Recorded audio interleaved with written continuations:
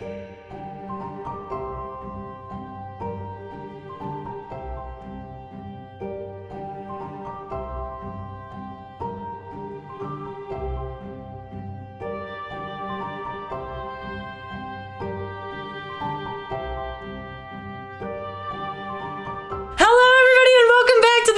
Tavern. For those of you who do not know me, my name is Jenny. I will be your dungeon master now and for all of eternity, so you better get fucking used to me. I'm gonna let my beautiful, wonderful, talented, handsome, strong, sexy players introduce themselves, beginning with the effervescent, the emotionally intelligent Victoria Shaz. Hello everyone, my name is Victoria and I play Leon LaBelle. Hello, I'm Pippin and I play Ariadne and Kailte. I'm Doe, or Doe-Deer, and I play Gris Littlefoot. All right, and for those of you who were not here last week or haven't been here before, we like to start every session with a little recap of the session before last episode on the Tabletop Tavern. The party stopped by the Wildflower Inn. They've actually been there a while, but this time they were confronted with news from the outside world. The war between the halflings of the south and the Aquarans has reached a head, and large swaths of refugees are moving north towards the city of Alis. Unfortunately, the city of Alis has responded with a blockade, preventing not only the refugees, but the party from going any further north than the Wildflower itself. When last we left off, the party had run into a few familiar faces, some new faces, and, Ari was really mementoing some Mori in the studio that night. When last we left off, Leon had summoned her butler, Bertram, a powerful wizard, via use of a strange rune that he sent in the mail. I believe that is where we left off, correct? Yeah. Mm-hmm. All right, so you and Ari were both in the cabin that you share? Yeah, I had just laid down the rune. It had, burned a hole into the floor. Ari had been upset, I remember yes. that. Yeah, I'd, washed my face, done everything slowly. I think I was probably getting up to look at the library and Leon was suddenly doing magic. Sorry about the floor. That's my bad. Oh yeah, I was mad about the floor. Yeah. I'll leave that noted. And then as Bertram appeared, I feel like Leon would immediately hug him. Oh, it's good to see you as well, ma'am. And he sort of gives you a really awkward dad hug. Less awkward in that you haven't hugged him before, and more like a father who's not quite in touch with his own emotions and doesn't really know how to hug someone properly. Doe's nodding like she knows what I'm talking about. It is quite good to see you, Lady LaBelle. Yourself as well, Bertram. Thank you so much for sending this. I really need to talk to you about a bunch of stuff. Oh, of course, Mum, of course. And greetings to you, Mixon Culti. Hey, Bertram. You look... Nice to see you. Would you like a spot of tea, Ariadne? Are you... It's my home. That's my job. Would you like some tea? Would you like some tea? I'm making 2... I look at Leon. 3 cups? Sure. Okay, and I'll go just what just happened? Are there seats on the porch? There's outside, it's not really a porch area so much as a just the front of the house. There is a small table, a little garden table with 2 chairs outside. When last you saw it, there was a little vase on it filled with fresh flowers. It looked like maybe somebody had had a romantic breakfast here or had been hoping to have a romantic breakfast here. Leon looks at Ari and says, "We're going to go sit outside for a few moments. We'll come back in for the tea in just a few." Yeah, thank you. You also, and Leon casts message, you also don't have to, you don't have to. You don't. I just message back, just go. Okay. And Leon says, "Bertram, let's go outside. There's a few things I want to talk to you about." Very good, Mum. And Leon kind of leads the way. He follows you outside, and Ari, as you turn towards the teapot, you see that it's already filled with boiling water and tea bags, and 3 teacups drift from one of the cabinets onto the counter in front of you. I call out loudly, "Well, that's just cheating." You should practice in the arcane arts a little bit more, Mixankalti. It would serve you well. I have just as much magic as I need. They're called my left and right hand. He just sort of makes like a disapproving, snooty noise and sits down across from Leon at this little garden table. The idea of Ari screaming out an open doorway is just sending me. Leon looks at him and says, "What do you think he is?" Fair. Baby magic. Leon looks at Bertram and says, "First things first, is everyone okay?" At home? Oh. Yes. Yes, Mum. Everyone is quite well. I heard about Marius and the war.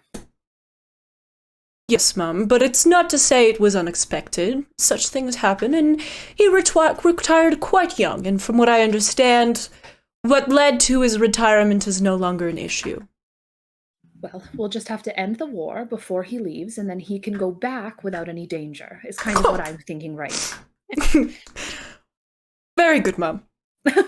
Leon says, okay, Bertram, I know I've told you a lot about what's been going on.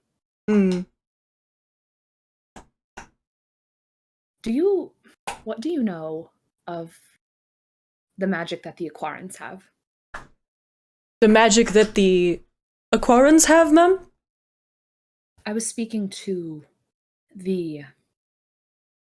some of the soldiers, and the Aquarans seem to have some sort of arcane magic, something arcane, associated with their cannons that's allowing them to reach much further in, and I am concerned that it is my father, but I wanted your opinion on it. Well, Mum, I am but a humble wizard, schooled for only 15 or so odd years, and I can say with some degree of authority, your father's magic is very personal in use. It's not really centered on what it can get others to do, but rather how far it can extend his power. And frankly, it's rather unimpressive. So you don't think he's helping the Aquarian? No. I think,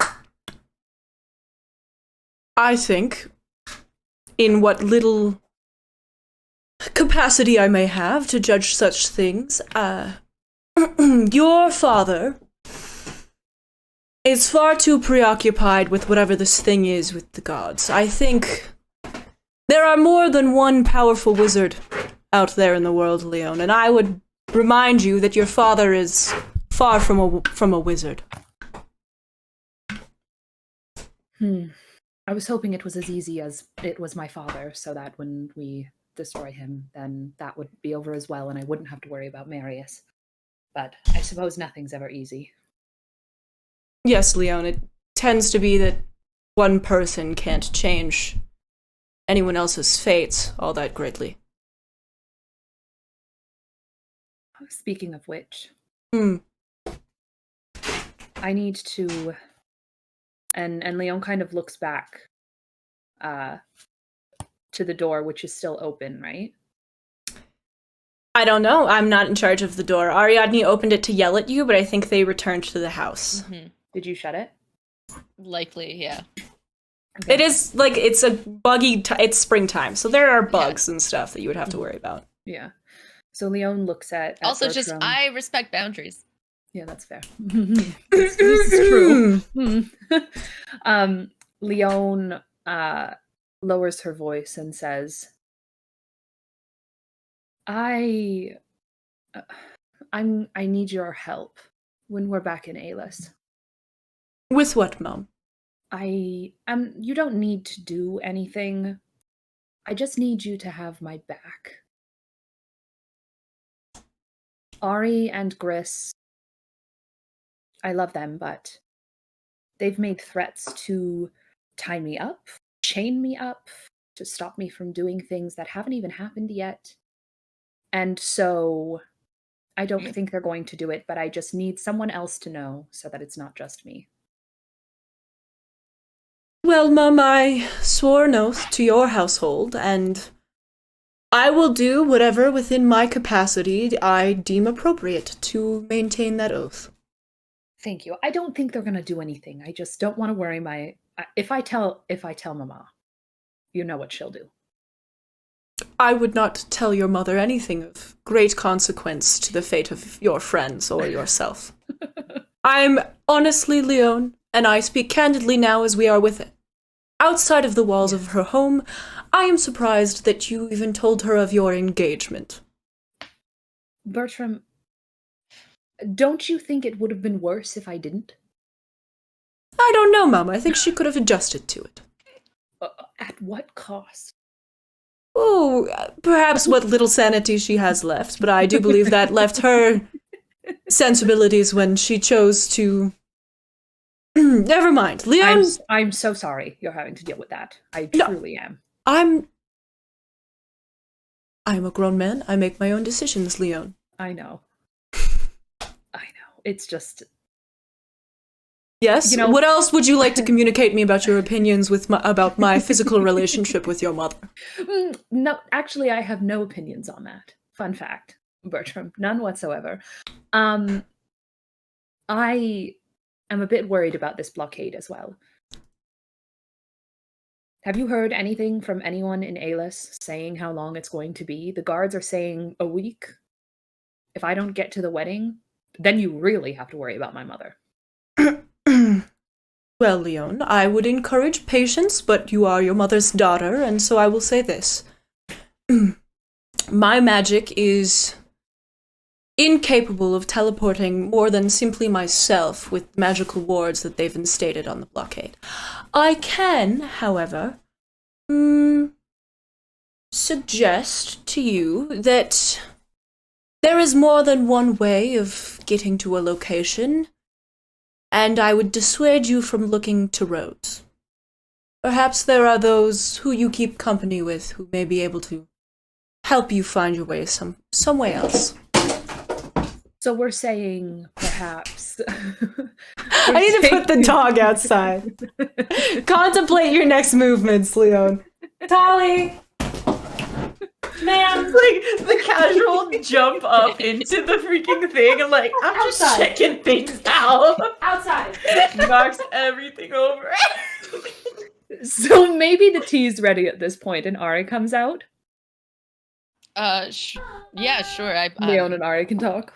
Yeah, I'll probably like just open the door and peek out, and I'm like, I'll set the table for when you're ready, and like point a thumb back inside, and then just duck back out.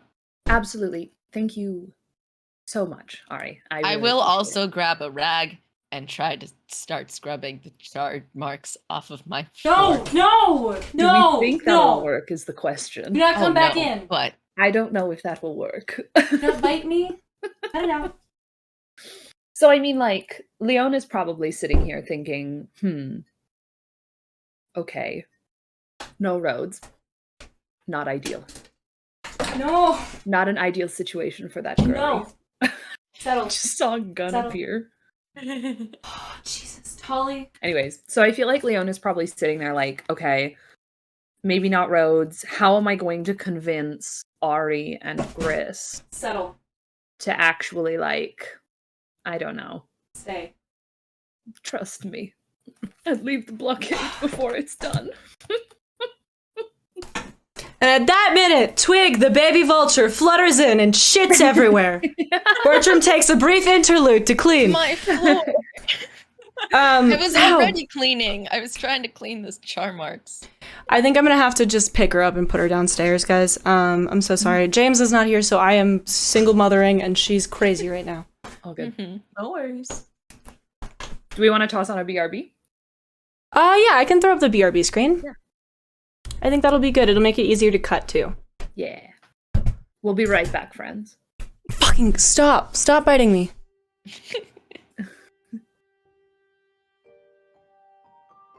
Ow! Son of a bitch.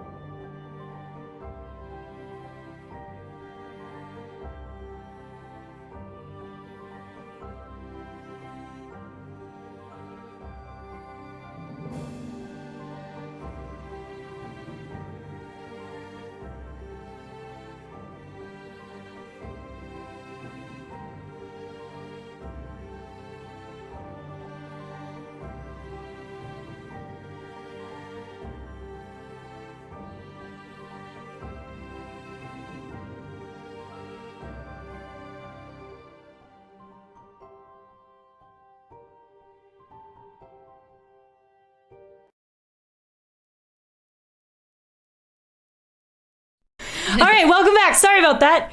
I have a puppy. She's very cute, and she causes a lot of problems. Where were we? Bertram was just telling Leon that she needs to think of other ways, maybe not roads. Mm-hmm. Yes. And I just interrupted to like pop my head in and say, "Tea's ready, I guess," and like pointed back inside. All right, so tea is ready. Bertram smiles really knowingly when they say tea's ready, and he goes, "Oh, well, I had no idea. Thank you, Mix Unculti." You're very, very welcome, Bertram. Oh. He's going to stand, Leon, and give your hand a little squeeze. Mm-hmm. Before moving back into the cabin with Ariadne. And Ariadne, he pauses at the counter where the tea is and holds a cup in his hand and looks at you and says, "Oh, well, this is just the way I liked it. How did you know?" Oh, I don't know. I must have been some kind of divine intervention, except, oh, wait. And I look at Leon. Would that just be us then? I think that's just us at this point.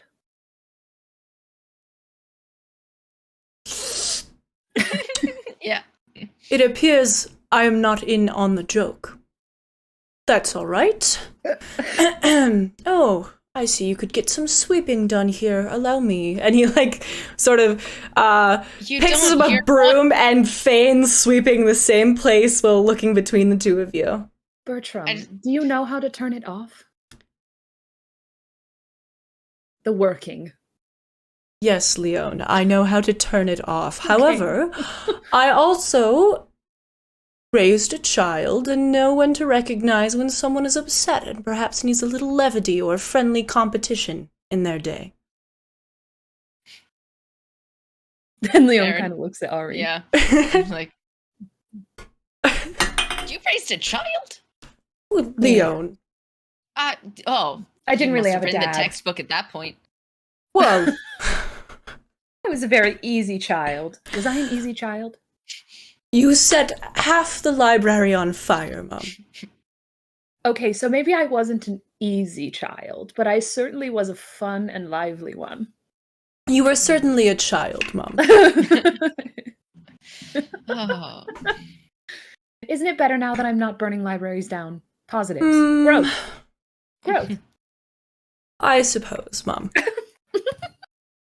Outside, Gris, you and Lili sort of finish up foraging. Lili quickly excuses herself as soon as you all sort of determine that you've gathered enough edible food for the next few days, and gives you a swift sort of awkward side hug and bows to Lili before heading in the direction of the cabin.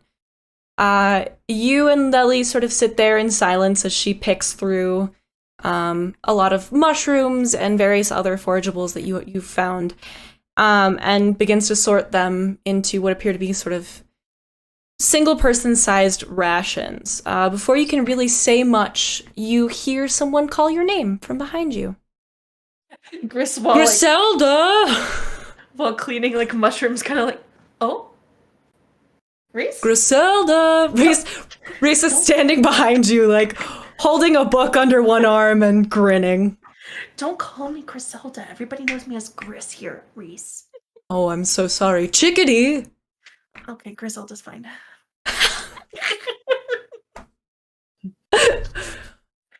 What have you been up to? Why do you have a book? What are you doing?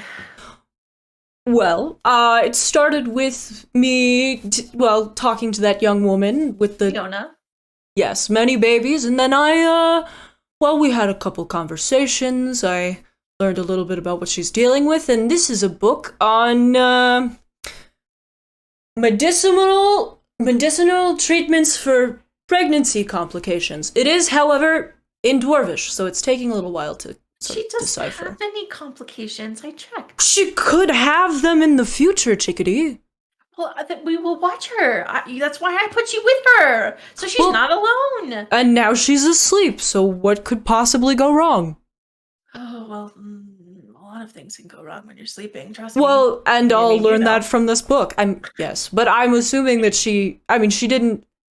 I didn't like give her. Okay, Griselda, would you care to join me for a romantic dinner? Oh, here now, in the middle of a blockade. Well, do you have anything better to do? She like kind of thinks for a second. No, but I do have someone for you to meet. But romantic dinner is perfect, and I'm excited. I thought I met. I mean, there's Leon and Ari and. What would you say to a oversized feathered child?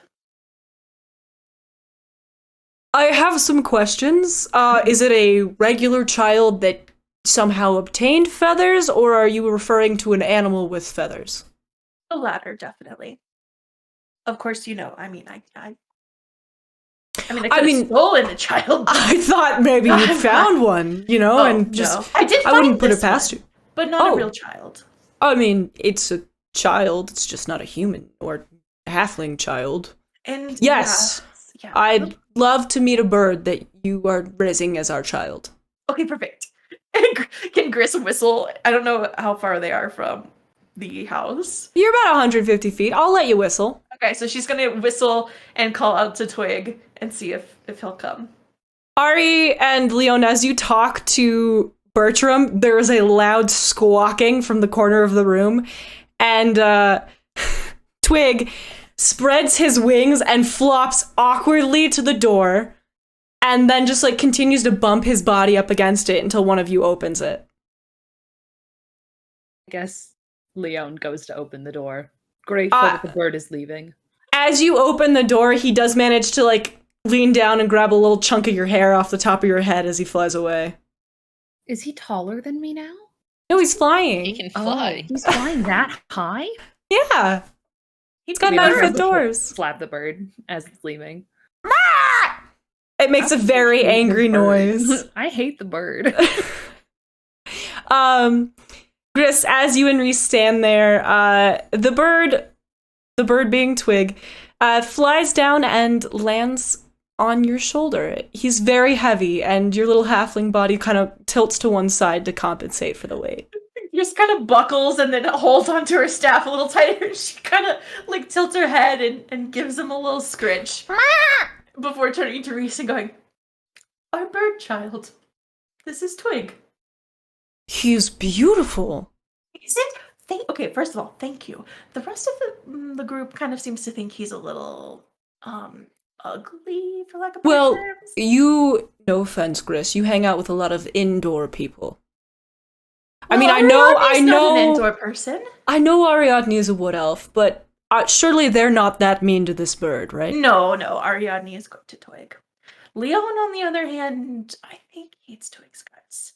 But she scratches Twig again. Twig has his own ways of getting revenge. Also, his name is Twig, by the way. I kind of can't and couldn't think of anything else, and he seemed to like it, so. It's a good name. I like forest names, I do too. Leon's mother tried to name him something weird that started with a D? I can't recall. And she also put some weird jeweled collar on him, but I took it off because I feel like it just doesn't make sense. Oh, it's too ostentatious for a young boy of his predicament. I'm using that word incorrectly. Of his status. Yes. I think, if anything, you should have a little satchel. We could get him. Do birds know how to read? Could I teach a bird how to read? Gris is gonna go ahead and cast Speak to Animals, and she's gonna be like, Twig, do you know how to read? Can I teach you how to read? Is that a thing that you're capable of? Let's read. Okay. We'll have to check back on that one. I feel like we can do it, Reese. If anyone could do it, I feel like we could do it. Oh, I suppose so, chickadee. After all, I mean, we sort of taught each other how to read, right? I mean, you're not wrong. Yeah. And you had a very unwilling subject, so congrats and kudos I know. to you. You know, you've always been very stubborn. That's what I like about you. I was scrappy. I could do all kinds of things. Why did I need to add reading to the list? In retrospect, very helpful. Thank you. But at the time, did not think it necessary. Well, as they say, live and learn. Children make mistakes. Sure. Yes. Yeah. A romantic dinner. Yes, please. And Gris kind of like scratches Twig and kind of shrugs to like get him off her shoulder in like the politest way possible. Twig hops down and like flutters to the ground a little awkwardly, and Reese leads you to a picnic blanket that's been spread out about 30 feet to the left of the house, as where the kind of garden table is a little bit more right. You could be very easily seen from any of the windows or the doorway, but it's in this really nice spot of sunshine. There's quite a few wildflowers growing in this particular area. You can hear the gentle cooing of the chickens. And he's laid out what appears to be sort of a lunch spread. Obviously, food's a little bit low, but it looks like he did his very best to kind of scrounge up various foods. It looks like he's done some foraging of his own. There's a few really beautiful mushrooms. He remembered all your favorites. And a small fire has been built adjacent to the blanket. It looks like someone's cast some kind of control flame or something onto this fire to keep it from getting out of hand.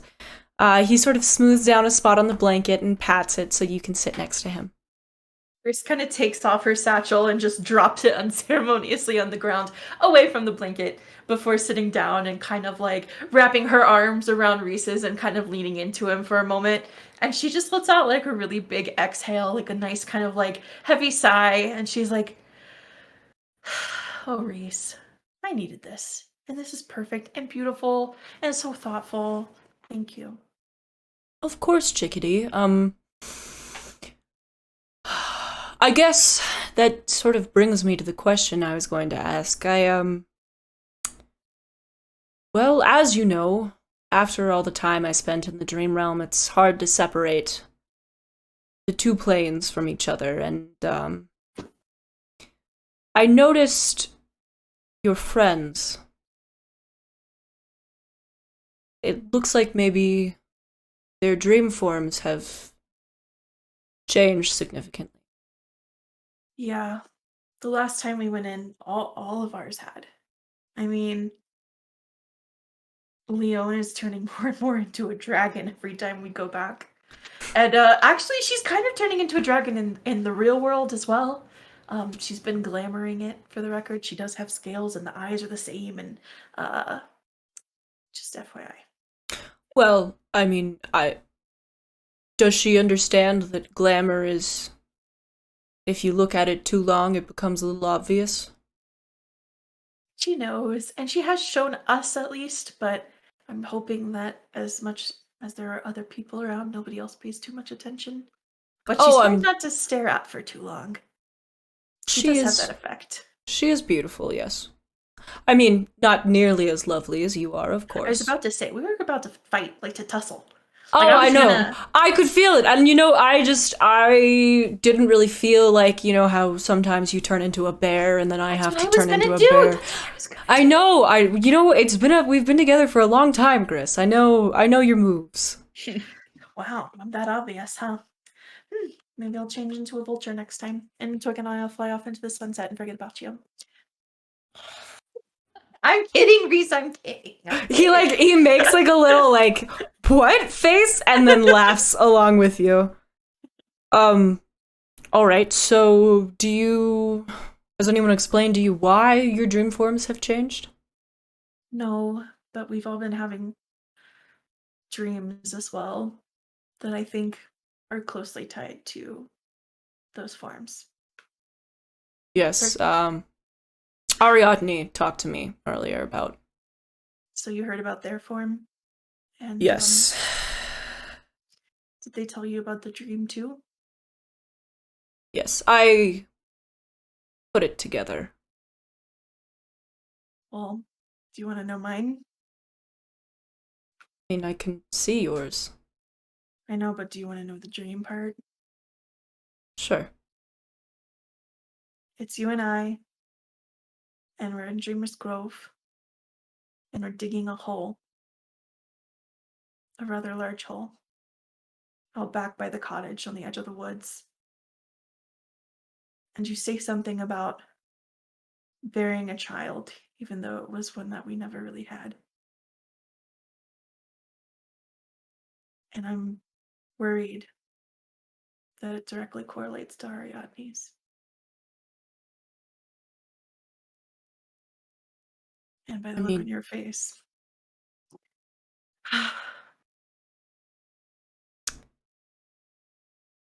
Chickadee, they say fate is a cruel mistress for a reason. I know, but I think we did something. I think we did something and it might make a difference.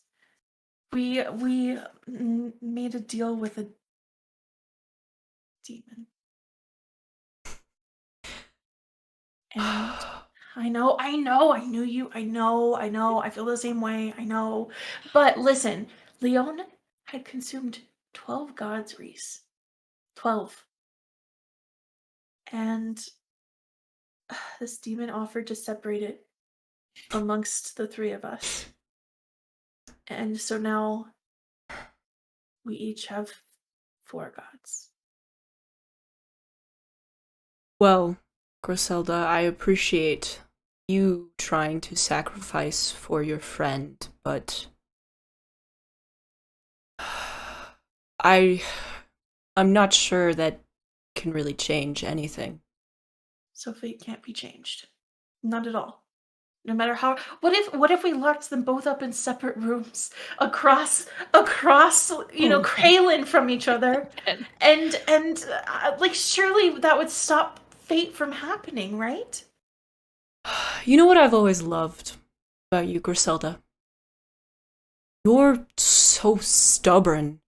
You put your mind to something and nothing can get in your way, and 95% of the time it works out, and the other 5% of the time it lands you in the wildest, craziest trouble I've ever seen. But Chickadee, I need you to listen to me on this one. And he sort of like takes your hands and he looks into your eyes, and as you look into his eyes, you can see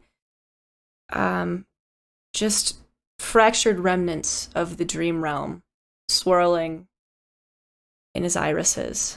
And he looks at you for a moment. He goes, Chickadee, fate isn't some hard-headed village kid whose opinions on herbal remedies you desperately want to change. It's not going to yield simply because you really want it to. What if I need it to? I can't lose anyone else, Reese. I know, baby, but it doesn't sound like you have a choice. They're my family. They're our family. And even though I feel like I'm losing all connection to Leon, I still want to save her. And Ariadne's been nothing but good to me and has been a wonderful friend. And what if I have to watch my friend, potentially both of my friends, die or turn into something that I don't recognize anymore? The thing about loving other people, Gris, is that eventually you have to let go. Loss is part of loving someone. I've let go so much. I've let go your dream, my dream. No. I let go of Dreamer's Grove. I think we're gonna lose Dreamer's Grove too. And what happens when there's nothing left, Reese? When there's nothing left, and everything we know has turned to rubble, I'll stand there right next to you. And I'll hold your hand. And we'll find a way to rebuild it together, okay? And you may lose the people you love, but that's part of opening yourself up. Opening yourself up to love is opening yourself up to being hurt too, Chickadee. You taught me that. And you taught me that over and over and over again. Don't forget it when you need that lesson most of all. I know. I'm just so grateful they helped me find you. Because if I hadn't got you back, This would be impossible. I know. Absolutely impossible. But you can't go back, and you can't change things. You can't keep your friends from their fates any more than you can keep yourself from yours. I would just give up any fate I had, any life I had left for them, and I just can't. I know. And listen, Gris. There's very little comfort to be found in death, but maybe take some in knowing that your friends will leave behind someone to mourn them, and who will love them even after they're gone. Why does it have to be me? Why does it have to be me? Because things are unfair, Chickadee. Things have always been really unfair. We know that. I just thought that studying in the Circle of Dreams and being able to walk to both planes would give me the ability to change things. But instead, it's just causing me a lot of pain, Reese. Well, but would you rather live a life without learning how to love anyone the way that you love these people? Or would you rather live a life with pain?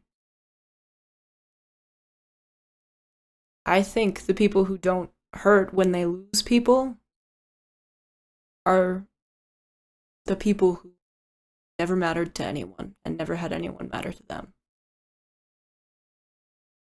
I know you're right. And I know we'll figure it out. I'm just not ready for coming days. And I wish that you would be there for as much as you can. I'll be there for as much as I can, Chickadee. I promise. I know you can't be there for everything, but... I love you, Chris. I love you too. And she kind of just like squeezes his hands and then kind of leans into his shoulder, kind of bearing her face like in his neck, and just kind of continues to like sob a little bit. He just holds you. You can feel him undo the bottom of your braid and redo it over and over and over again. And when you finally feel like pulling away, he tucks the many flyaways you have sort of back behind your ears and looks at you in the sunlight and goes, "You are the most beautiful, kindest, most open person I've ever met. And everyone who is loved by you comes away a better person. Even in ways they don't know about." Kind of like takes her fist and like pushes it into his shoulder a little bit. And then whispers a soft thank you. And then says, "I'm just grateful that you can be my rock. And thank you for letting me vent and cry and feel. I've been ignoring it for a long time." Thank you for trusting me with your feelings, Gris. Call me Griselda. Thank you for trusting me with your feelings, Griselda. And she kind of like wipes her tears, stands up straight, brushes out her tunic, and she's like, "Well, sorry for ruining our lunch, but should we see what the others are up to? Or, I don't know, I feel like we gotta do something. I gotta distract myself." Let's go for a walk. That sounds great. Should we bring Twig? Of course. And she kind of What kind of parents would we be if we left our baby behind? She kind of like tuts. I'm sure Twig is like probably eating worms somewhere around the corner. Twig has actively eaten all of the mushrooms that you ignored in favor of crying and is now just like lying on the ground attempting to eat a flower. She just like looks at him and shakes her head, and she's like, "He'll catch up when he's ready." All right. Inside, Leon and Ari, you are talking to Bertram.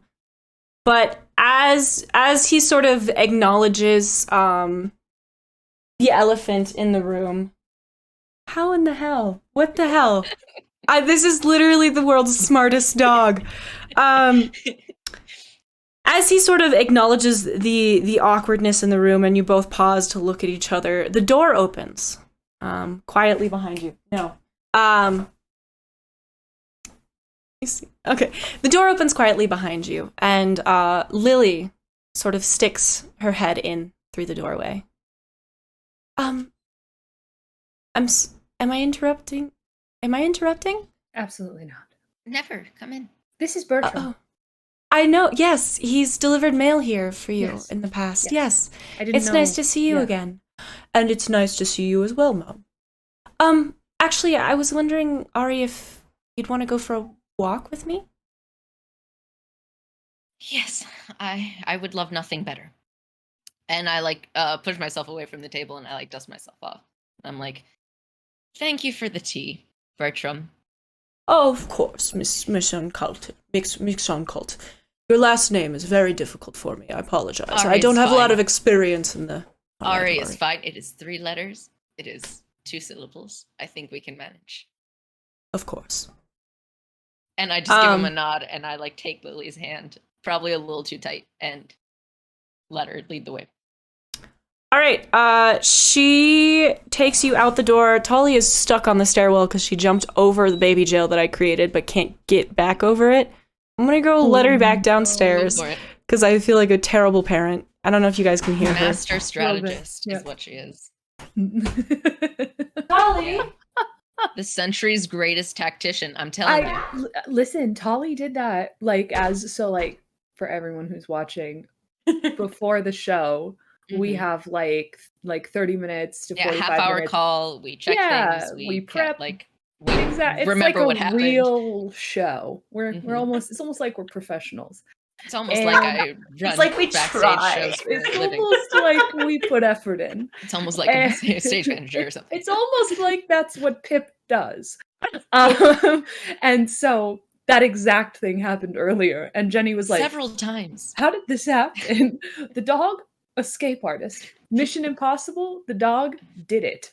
She's at that perfect The dog age. Misty stepped through chairs that she set up on the stairs. It was a Misty step. What class do we think Tolly would be? Oh, Tolly's like a warrior? A barbarian? A warlock? A warlock. Oh. And Jenny is the patron. That's fair. That's fair. At least it's not corruption. Oh, God. Oh, no. Actually, fiend. Listen. We're probably going to see corruption again. This is Leon talking. Leon has a bad feeling about this. About corruption. Well, actually, Leon just has bad feelings all around about everything right now lately. Ari and Gris. Leon, but I think Leon has bad feelings about everything except what she needs to have bad feelings about. Well, she's perfect. All right. Obviously. Lily, Ari takes you by the hand as well. And when you squeeze her hand tightly, she squeezes it back with equal force. You both walk out of the cabin. To your left, you can see Gris and her husband in what appears to be a very serious conversation. To the right, Lily has either gone inside or sort of faded back into the woods. But the area by the woods is free and clear of other people.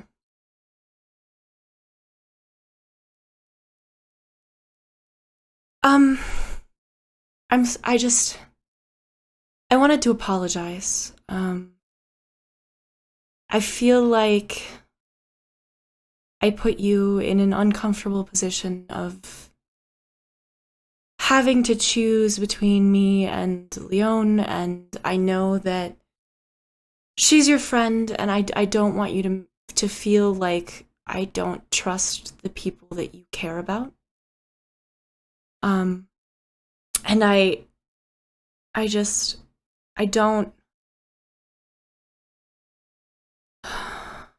know that sometimes dreams are just dreams, and you deserve to have me show your friends the benefit of the doubt sometimes. So I'm sorry for that, Ari. I take her other hand in mine and I like put both of them together and I like rub them a little and just squeeze really tightly and I go, you have absolutely nothing to apologize for, not to me. Because honestly, you're right. And you're making this a lot harder. Because I have to tell you something, Lily, and I need you to, and I like take a quick sort of breath, can't catch my breath. And I need you to let me get through it. Okay. Because you deserve as much. And I put a hand on her cheek and I like look into her eyes. And I just sort of like just look at her. It's like she's the most important person who has ever lived or will ever live. Lily, I don't make it back. And if I was even the slightest bit nobler than I am, I would mean it if I told you that I didn't tell you right away because I wanted to keep you from that pain. But that's not true, and I'm a coward, and I didn't think I could bear it. Ariadne, what are you talking about? You don't make it, We tried. That thing we did, we split the gods. We tried it, and it didn't work. It doesn't work. So... And I just like, I like just squeezed her a little bit tighter, and I'm like probably hurting her, honestly, at this point. Ariadne, what do you mean you don't make it back? From where? Where are you going? I mean that all of the dreams we've had, you, me, Gris, Leon, Mung, Riss, apparently, they're true, and they stay true, no matter what we do, because why would anything be fair? But... Ariadne, you promised me. You promised me you'd come back. I did, and... Ari, I want to keep that promise with every fiber of my being. You're telling me that you're just going to walk away, knowing that you're not coming back? You're going to leave? You're going to follow someone who you just said you don't trust into battle so that they can kill you? So that you can't come back to me? So that I can save you. And the world from ashes. Because, Lily, you have made me happier than I had any right to be. And I didn't think I could look at you and say this and hold you, knowing that it wouldn't just break your heart, it'd break mine, because I know in my heart of hearts that I would unmake 1,000,000 worlds and all of their gods to spend my life with you. But I can't. Then why do you have to play the hero?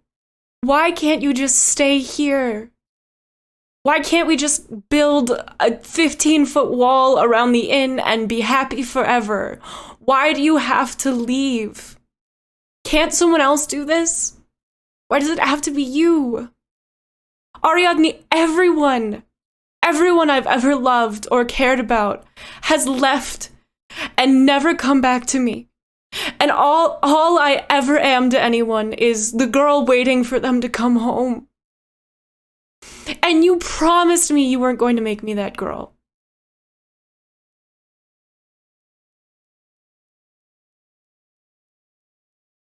I have known loss, and you have too. And I didn't think I could shoulder the guilt of hurting you like that, which is why I don't know that I can leave, because everything, every beat of my heart wants to stay here with you. But I don't think I get a choice.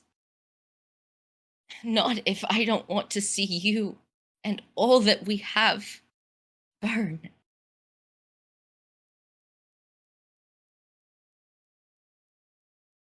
I promised I would always try to make it back to you.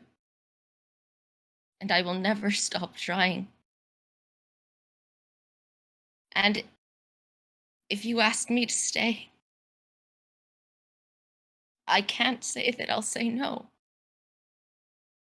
But I can't change my fate. And I refuse to die a coward or a liar. Not to you. Never to you. No, we live such long lives, Ariadne. So long. Longer than most of the people that we know, and all I want to know is why are our lives so long if everyone we've ever wanted to spend it with leaves us? What am I supposed to do when you don't come back? Do I just board up the house again and pretend it's not there and raise my brother and read stupid fairy tales? And wait forever? You are the closest I ever came to having an adventure. Every day with you has felt like some glorious crusade for something better. And when you leave, it just ends, and my life goes back to what it was before without you. I don't know how to live that life anymore, Ari. I've gotten so used to you being. I like you here with me. I like being here with you. I like who I am with you. And I don't know. But I think if anyone can make any path in the world their own, it's you. And it doesn't have to take forever.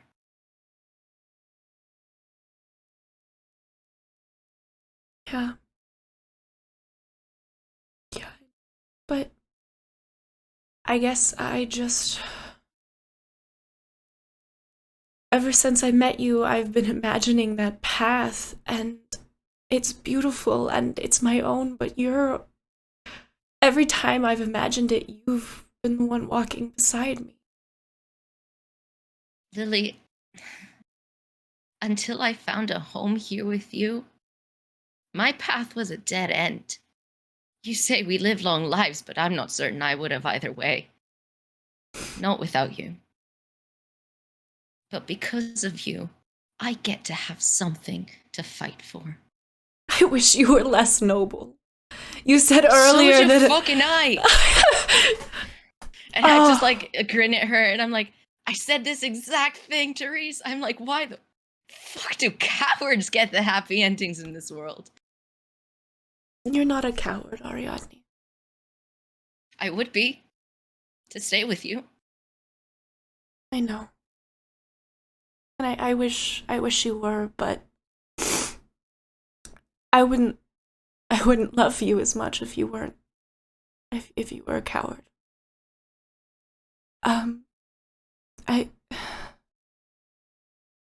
Do you know how long? Apparently, give or take 2 weeks. Which is not nearly enough. Okay. Well, if we only have that much time, I can't ask you to stay here with me forever. Yes, you can. I won't. I can, but I won't. That's not fair to you, and it's not fair to the other people who care about you, and it's not fair to me, because I know I was keeping you from some stupid higher purpose, but I can ask that you stay here a while longer. Please. We can There's make nowhere else I would rather be. Okay. All right. And I brush her hair back a little, like behind here, and I go, and promise me that whether I come back or not, stop playing fair. Apparently life won't. I promise. I promise. I wipe away her tears and I just give her just kiss her, and I'm just I can't let you go. She kisses you back, and then she lays her head on your shoulder and cries. And you just stand there for a good amount of time, holding each other, framed by the sea of trees in the background, the forest in which you grew up, and the one that her parents left behind in search of a better life that they never found. Eventually, you return to the house. You all sort of sit down for an awkward and quiet dinner served by Bertram. It's pretty good. Bertram, it turns out, is a pretty good cook. There are some interesting ingredient substitutions. It seems like maybe he doesn't cook with foraged food that often, but he holds his own. You all head to bed for the night, and now we're going to enter kind of a period of downtime. So this is going to cover about a week's worth of stuff. If there's anything you want to do over the course of the next few days, you're welcome to do it. You are all were so helpful as to provide me with a list. Some of this has been sort of covered already, but yeah. So if there's anything you want to do, the sun rises beautiful every day. The clouds clear out of the sky. There is a sun. There is, from what you can tell, there's a sun, in that it is not raining. There are no clouds in the sky, but there still hovers like a veil of smoke that obscures anything detail-wise in the sky. So we can't see the shape of a sun, but it's illuminated like it's daytime. Illuminated like it's daytime. Okay. So, Leon probably wants to try and talk to Reese. One-on-one. All right. Reese and Gris are having breakfast when you come down the next day. It's very cute. Gris sits there and giggles as Reese feeds her little bits of whatever food it is that they're eating. They very much remind you of a young couple in love. It seems like they've been together maybe 2 weeks. They're absolutely still in that weird infatuation phase, despite it being maybe, 50 years? Long time. When you come downstairs, they freeze. Reese has, morsels of food on a fork, just, maybe a quarter of an inch from Gris's face, and they're both looking at you. Don't stop on behalf of me. Please. What do you think, Chickadee? Do you... I mean... Yes. Great. He feeds her the bite, and he does it while making eye contact with you in the old person, oh, look at us, we're in love kind of way. You realize I'm getting married in 2 weeks. I'm no stranger to this, right? Yeah, but right? You're coming to the wedding. This is 50 years of this, though, Leon. It's different. Leon, honey, you would... 2 weeks at 50 years. You best pray that your marriage looks this good after 50 years. I certainly and that you look this good after 50 years, Frumpy who? I certainly... I honestly, when you told me she said that, Gris, shocked, stunned, disgusted. Who told you you're corruption? Frumpy? Oh, the demon. Do you think that she's impervious to being eaten by bears? Where do I find her? Oh, we could probably take her. We did kill her once, and then she managed to come back. So I don't think it's that easy to kill her. But have you ever been eaten by 2 bears, Leon? I doubt you'd survive. Does it look like I've been eaten by 2 bears, Reese? That's my point, Leon. Okay. It's a fair point. Reese, at some point, can we talk, you and I? Oh, absolutely. You can have him. You can have him. Take him. You know, Griselda was showing me all of her plans for your wedding, but yes. That can wait. Gris kind of takes her scrapbook and hides it. Sorry, she wasn't showing me her plans, which means really fine. I was doing nothing, which means let's Would you like to talk outside? Is this a private conversation? Let's talk outside. Gris just raises an eyebrow and then pulls out her, like... Leon looks at Gris and raises an eyebrow back, like... Reese shoots you a little wink and a little, like, flirty kiss. Gris is like, ah. And goes back to her plans. So I feel like Leon would go back to that garden table. That's, like, the spot. All right, so you sit down at the garden table in the chair, and Reese sits down on the ground across from you. Do you want me to sit on the ground? I can sit on the ground. Oh, whatever you're comfortable with, dear. No, you tell me. I've always preferred the ground to chairs. Do you want Mother to be on Nature eye level? is. Would you like that? I can just clean the dirt with prestidigitation. I can sit on the ground with no problem. It's really fine. Leon kind of just sits on the ground. He watches you sit and puts his head on his hands with his fingers clasped close and really looks at you and goes, do you think maybe this frivolous use of magic that you use, perhaps in an attempt to show off, is what's led you to this point? I don't think prestidigitation is to show off. It's really because I dislike dirt. You know, dirt don't hurt, Leon. It hurts me emotionally. In here. All right. I'm not your father. I'm not going to tell you what to do. Speaking of which... all roads lead to Alis, don't they, Leon? Unfortunately. Well, fortunately in my case, I guess. Reese, we never talked about the relationship between you and my father. He had you captive for a very long time, and I feel like you probably know him better than any of us. Oh, he's not.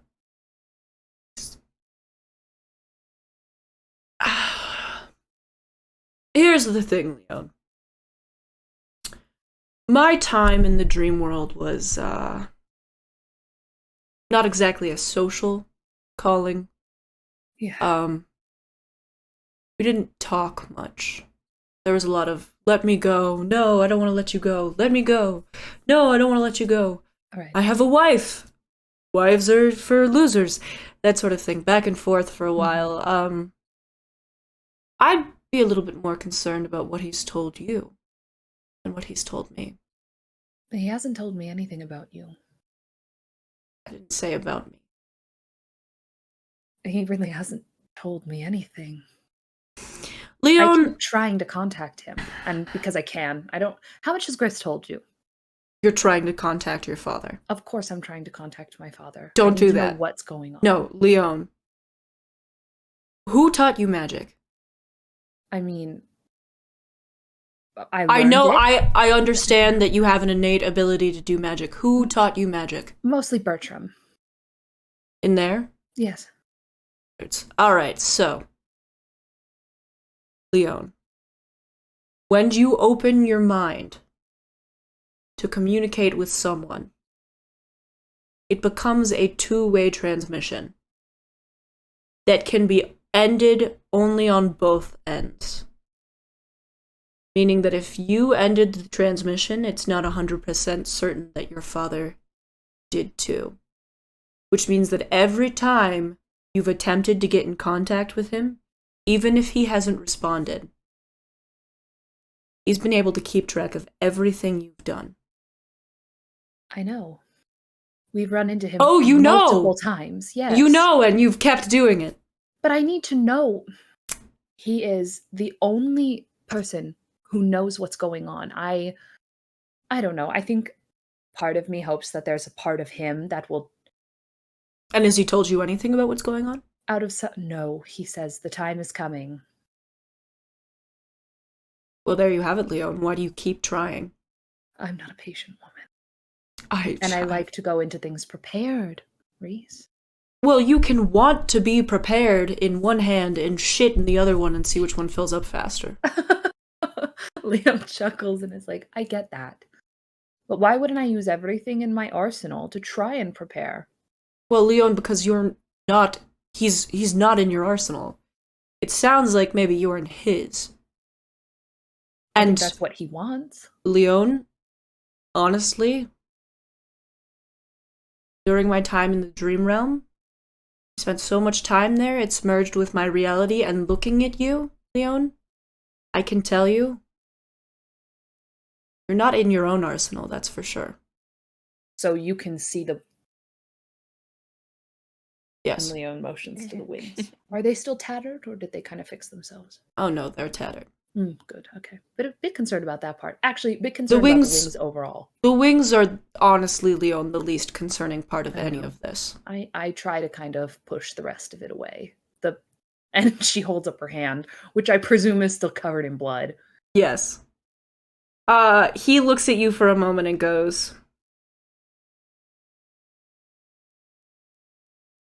"You remind me a lot of Griselda. You know that?"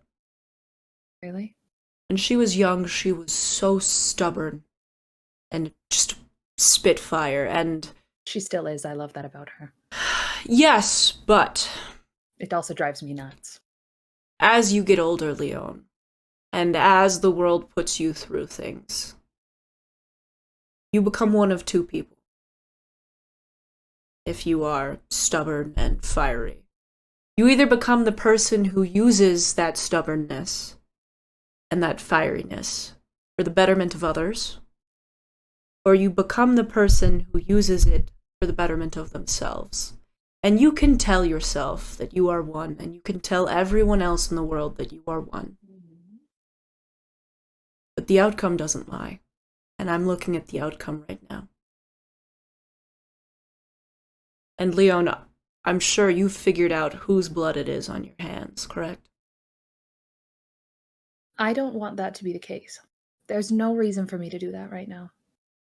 Everyone keeps saying it's going to happen, but I don't have a reason to do that right now.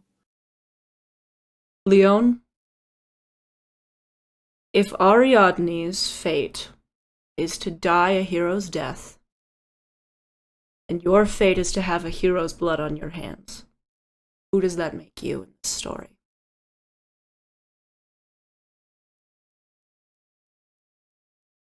I look forward to your wedding. I'm sure you'll look beautiful. So do I. He stands and, before you can really stand up, pats your head and walks away. Leon going back into the house. Vibes outside for a little bit. She's still on the ground. She hasn't moved. Just vibing. All right. Inside, is there anything you will want to do? Gris would like to check in with Lili. All right. Lili and Ariadne have been by each other's sides pretty much nonstop since the night before. They sit and have whispered conversations. Lili plays with Ari's hair and sort of... You are watching as she stands behind Ariadne and tries to get the cowlick to lie down for like a good 10 minutes before... If I'm at my desk, I'll invite her to just sit on my lap and try and fix it. She absolutely does that. She's just like, she's trying to like smooth it down. You two are giggling. But Gris, you can sense that there's an undertone of sadness in this. It strikes you as a very natural interaction. Very sweet. You're Gris, you love. But you're very familiar with loss, and you can tell that this is a relationship that has been permeated by loss long before its time. Gris will kind of walk in. I guess they're in like the living space a little bit, and kind of just look at them for a second, and then kind of clear her throat. Oh, I'm so sorry, Miss Littlefoot. And Lili like stands up and blushes bright red, like a schoolgirl who's just been caught in some kind of compromising situation. Gris waves her hand and she's like, "Don't stop on my account. Reese and I were feeding each other in the kitchen this morning." Yes, but all right. But Lili, do you have a minute? And Gris kind of like looks at Ari and is like, "Is that okay?" Yeah, I'll just like have looked up and sort of been like probably at Lili getting up and not at Gris's I'm like not perceiving. And I just go, "Yeah, of course. I will be right here. And I like hold up a quill.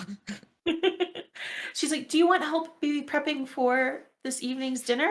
I'm happy to help cook. Yes, that would be wonderful. Before I let go of her hand, I like give it a kiss and then let it go. She gives your hand a little squeeze in response and turns and smiles at you and says, I won't be gone long. I'll be back soon. Miss Littlefoot's a very competent cook. Mm-hmm. Why, thank you. I like to think my knife skills aren't so bad either. Mm-hmm. Well, I mean, that's part of cooking, right? You're right. And Gris kind of like heads out the door. I do turn over my shoulder at Gris and I go, I hope you won't be offended if I do say I prefer Lily's. I'm absolutely offended. I understand the sentiment. I understand that Lily is your love, but I am absolutely offended. I have over 60 some odd years of experience, and cooking is kind of my lifeblood, but that's fine. That's cool. That's Have great. you ever asked how old Lily is? Have you, Miss Littlefoot? How old are you, Lily? I'm 72. Oh my god! Okay, well, first of all, sorry, pardon me. I just get so caught. And the fact that I have wrinkles and you look perfect, I just need to do with Ariadne. So yes, well, we live hundreds of years, Miss Littlefoot. It is, as the saying goes, a blessing and a curse. Let's come. We have a lot of prep to do. Yes, let's go. And Gris kind of reaches out as if she's gonna touch her arm, and then kind of thinks better of it, and kind of like heads out the door after Lily. Lily leads you to the kitchen. You can hear like multiple voices in halfling chattering at each other in the dining area. Lily's little brother is like really awkwardly trying to chop some vegetables, and as you enter, he is visibly relieved, drops the knife, and disappears through the door into the tavern. Gris just kind of chuckles and turns to Lily, and she's like, "You got to teach him knife skills." Yes. Well, here's the thing: is he just likes to pretend to be incompetent until someone else does the work for him. Gris smiles, and she's like, "Wait, how old is he?" My brother? Yeah. Oh, well, he's 14. Like actually 14.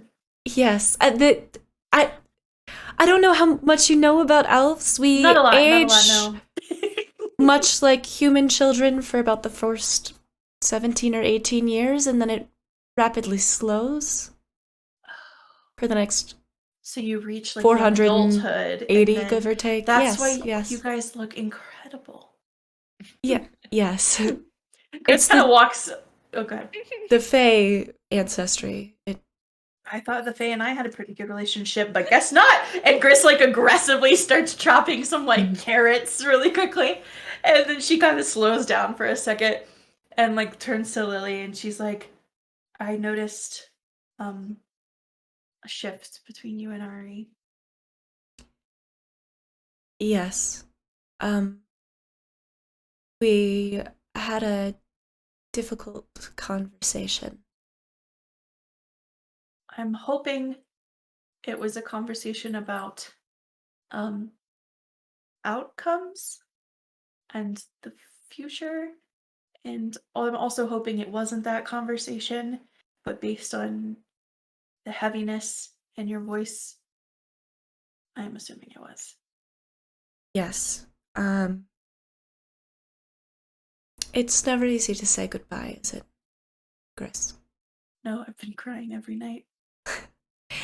Yes, me too, and unfortunately Ariadne has had to bear the brunt of that. Now that you know, that's why I couldn't make a promise to you. Because I think deep down, even though I had hoped we could change things, I knew that we didn't. And I didn't want to promise you something that I wasn't sure I could do. I know. But I hope, for your sake and the sake of your friend, that she is not the root cause of this loss because Gris. Yeah. Ariadne is all about heroics and kindness, and they are a good person. Yeah. And I have had everyone I love taken from me by people they've been stupid enough to trust. And if that happens again, I will.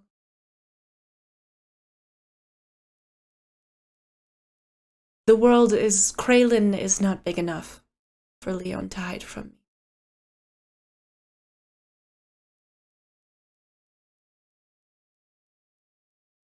Well, And I hope that's not the outcome.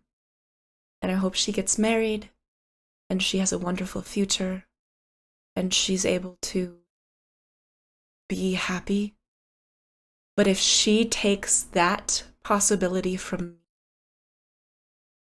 I will do everything in my power to make absolutely sure that she sacrifices the exact same thing. it's kind of like She chops up a couple of veggies real fast. Gris like stands on that kitchen stool a little taller and kind of like thinks through what she's gonna say next and watches kind of Lily chop for a second. Lily, I'm afraid that things are going to end exactly the way you think they are. And I hope that in that instance, you'll think about your brother and your long future and the fact that I know we haven't been super close, but I hope that Reese and I can be here for you because I know we're all going to mourn. And it sucks. And it's not fair to you. It's not fair to them. But maybe we can mourn together, and instead of glorious ideas of revenge, we think about how to rebuild and how to move on and how to live a life that is worthy of Ariadne's sacrifice. Gris, it is easier to think about ways to exact your revenge than to come to terms with what you would be avenging. And when it happens, Gris, they promised me they would come. They promised me they would come home to me. All I ask is that you make sure they fulfill that promise. Bring them home. Promise. If they go, I want to be the person who lowers them into the ground. Please. Of course. If I have to carry that giant elf, well, they're not really giant. You're very small. I'll grant you that. But I will bring Ariadne back. So that Ariadne. And Gris is like melting down. She's like, they deserve a proper burial in a place that they loved by someone they loved, okay? And I promise you that. Okay. And I have one more request. If it happens, because Okay. I want to believe so badly that things can change and that in 2 weeks they'll be coming home to me and I'll make them mushroom soup and find the best and strongest mead available and pour it for them. Promise me that if it happens, you don't let them go alone. No one deserves that. Gris like almost scoffs at this. And she like holds up the kitchen knife and says, if you think I'm gonna let my best friend leave this earth, it's still an earth? Leave Kraylin by themselves, you are absolutely mistaken and you don't know me one bit. I also hope you know that I will extend every ounce of power and any bit of magic I can to try to bring them back. I promise you that much. Thank you, Gris. And for what it's worth, I hope you're able to save Leon too. Because there's someone waiting for her to come home as well. And I wouldn't wish this feeling on anyone. You're good, Lily. You don't deserve an ounce of this. Thank you. Well, Gris, I always loved fairy tales, and I always loved the ones that had stood up to time without alteration, and I suppose I'm living my own classic fairy tale. If I could trade my fairy tale for yours, I hope you know I would. And I wouldn't want you to. Oh, you are very stubborn. Everyone I know is just too damn stubborn. Yes, well, it's a hard world to live in, and if you're not stubborn, got nothing. When you get knocked over, you won't get back up. That's true. But Lily, please know that Reese and I are here, and we're happy to be here for anything, okay? Of course. I know it's not the same, but you're not alone, and neither is your brother. If you don't teach him how to chop, I will. No, I swear I've taught him, and Ariadne has taught him how to use the sword, and... Gris, I just realized something. What?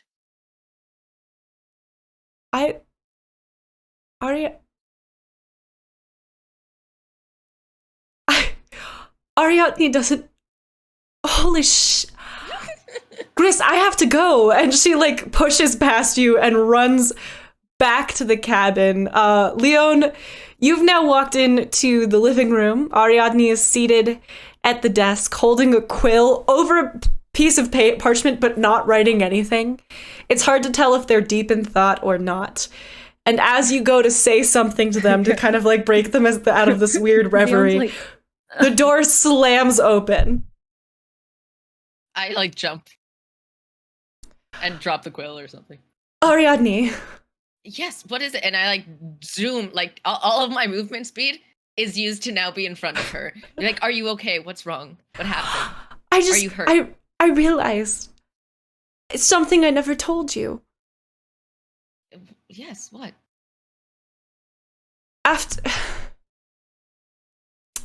Before my brother was born, and I was just starting, I was a cleric for Sylvanas for 10 years. And it never came up. There's so little time to tell each other things we don't know. But I never told you. And we were in the same... I realized I'd never told you that. I take her hand and I just run my hands over her shoulders and just up and down. And I go, I could spend all the ages of the world learning everything about the days you lived, and even more about the days we would have. But thank you for telling me. I'm really excited, and you should tell Gris, because she's technically do we pray to Gris now? She's technically Sylvanas. And I soften, I look at her, I'm yeah. Gris ate Sylvanas. I don't know I think I'm the only one who doesn't know who they ate. Leon, I presume Leon can hear all of this. Yeah, you are watching this unfold in front of you. You had been about to talk to Ariadne, and then just a really weird dramatic ceremony played out in front of you. Leon looks at Ari and is technically I ate Sylvanas, but then we just... So Gris doesn't have to take on that burden of physically eating the god, at least. I think Sylvanas chose Gris. Yeah. I never did ask how it tasted, so I'm glad she didn't have to do that. How did it taste? How did they taste, Jenny? Questions a DM does not want to answer. Shouldn't have brought it up. They tasted like marbles. Like if you've ever put a marble, there was no flavor. Leon goes, you know when you put a marble Like in your mouth? You know when you put a marble in your mouth? And it doesn't really taste like anything, but there's that really cool texture. That's what they were like. All 12 of them. Leon's trying to bring some levity because she's like, I'm uncomfortable. Ari, Lily is standing in front of you and she says, okay, I guess that's all I wanted to tell you. Leon walks into the kitchen. She's like, nope. They stand there for a little bit. You all sort of get back together. Again, Bertram makes dinner. He's getting better at it. He does sort of he makes something a little bit different than what they're having at the tavern, which Lily seems pretty excited about.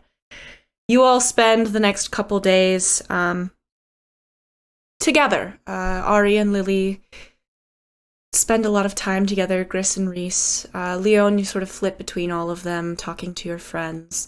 And you talk a lot with Bertram. He gives you a couple pieces of advice as to how to ward your mind a little bit more after some of the more alarming things that Reese said to you. And does scold you in his own way as to opening your mind to other forces. Although he seems a little guilty about the fact that he didn't warn you about this in advance. There is a few days later, in the very early morning, a knock at the door of the cabin. I feel like Leon's she's been sleeping, but, at the beginning of this campaign, she was the most restful sleeper. Yeah. And now she, has a wedding coming up and she's worried about Marius going to war. And she's not even with her future husband and he's about to go to war because she's stuck in this fucking inn. And what the hell? She wishes she was an A-list. So I feel like she would be up early. Not sleeping as well as she usually would. So I feel like she probably over the past few days has learned how to make herself a cup of tea early in the morning before everybody wakes up. It's not that difficult. She can kind of do it herself. Okay. All right. So she hot, and she understands that if you put tea bag in hot water, it makes tea. She figured it out.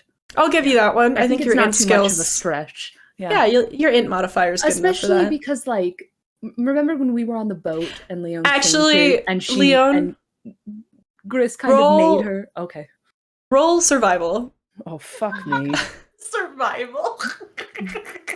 Believe it or not, I have a +1 to that. Ariadne, what do you have to survival? I just want to do a +3. And Gris has the highest. Okay. Leon, you got a 10? Yeah. It's okay. You try to assemble a bag the way that you've seen Gris do because you can't find any of the actual steepers. And quite a few leaves get loose, but it's fine. It tastes pretty good. You open the door. Leon opens the door. Yeah, I feel like she's holding gingerly a cup of tea, pinky out, thinking that it's I don't know, Lily's brother or something. And she opens the door. Standing at the door is the young wood elf woman you met, who was not your biggest fan, Lily. Hello. She looks at you for a moment and goes, I was hoping to speak to your wood elf friend. I think they're still resting. Okay. Would you like to come in? It's very early. We don't need to sleep. Right. Would you like to, I can make you a tea. She looks at your tea for a moment and goes, I'm okay. Okay, it's an offer, just being polite. Yes, I come to make my own offer. Okay. I was hoping to speak with your wood elf friend. I can go and get them. No. This is fine. Okay. She's looking at you through narrowed eyes and she goes, I thought perhaps. Well, last night, a few nights ago, a man came to the woods, human, well-dressed, older, wizard. Okay. Asked if maybe we would be willing to show you the route with no roads back to your city. We will. Thank you. On one condition. What is the condition? You, lizard. Leon. You cannot. Lizard. Okay. You cannot use any of your gift. A journey. If you use it, we will leave you in the sea. So you want me to just not use my magic for like a couple days? Yes. Not even to like help light a fire? No. I mean, I can do that. No magic. No. Okay, No magic. That's fine. Done. We will leave you. I can live without my magic if it means I get back to Alis and my wedding. Okay. We will leave tomorrow morning. Tell your friends. I will. What is your name? You never told me. Lili. I'm Leon. It's lovely to finally meet you, Lily. Okay. She looks at you for another moment and then turns very slowly and sort of keeps one eye on you as she leaves the house. You watch her sort of fade in between the trees and become almost invisible in the foliage. Huh. And Leon shuts the door and sits back down with her tea. All right, so this morning, I think Ari had some things they wanted to get done before they left. Yeah. I'll say that I'll probably sit back down to try and write what I did not find the will to write. That being a will. Basically just saying a couple things. That like things go to Lily to please bring me back here. But also just some letters to be sent. Imagining that we do get back to Alis whenever at this point in Ari's mind, the blockade ends. But especially one with a note to Marius, going like, yours is the only one I've ever really seen, so I kind of just tried to remember what that looked like and copied it. But all the same, I hope you'll return the favor and see that this gets honored. So basically it'll just be like all of my very meager belongings to Lily, except my sword can go to him with a little note saying, sword and whetstone to him saying, I mean, and not much for your collection, but as a letter opener, maybe. And a little smile, like happy face. With my brewer supplies going to my friend Adia with a little note, a letter to him saying, please do not get caught. I don't want your carpal tunnel on my conscience. For the manuscripts you'll have to illuminate when you get caught. A set of carpenter's tools that go back to the Temple of Sylvanus in the Sea of Trees to my friend Delora, who I technically loaned them from and never gave back. So I say, I might not make it on the late fees. Oh my god. And just a little envelope of about 7 gold for Travis with a little note that says, I doubt this will put a dent in my tab, but hey, have one or a couple on me, friend. And like a basically like a little question mark. And it's like, I know Tyler made you write, like Tyler wrote that part, but still. And I'll put like all of those together in like this sort of compiled thing, and then I'll probably eventually try and find Bertram and be like, can you see that this gets to Marius? But don't tell Leon. Of course. It will be... Well, it seems that, And he, like, looks at it for a moment and he goes, I should not have read the... Alright, I mean, I don't mind. I'm sorry, I don't have that many things, or I might have left you something. I am honored that you would give me the task of making sure this finds the right hands. Thank you. I know I've not always been the most respectful of your profession, but I do think you are incredibly talented, Bertram, and I do appreciate all you've done for us. And I appreciate